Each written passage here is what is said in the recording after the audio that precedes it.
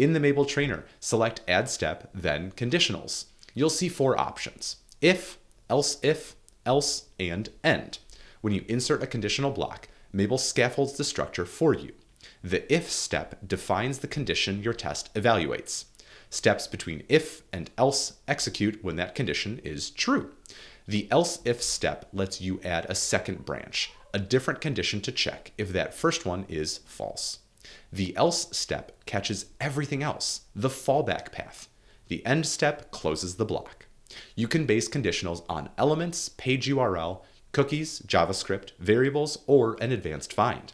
That flexibility means you can branch on almost any runtime state your application might produce. Here's what this looks like in practice. In this test, mabl visits a page and checks the inner text of a heading element.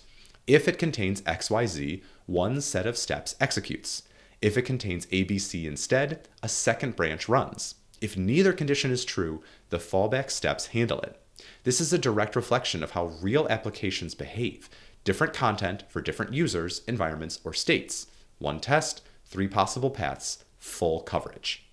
Conditional steps are one of the most powerful tools for building tests that reflect how your application actually behaves in the wild.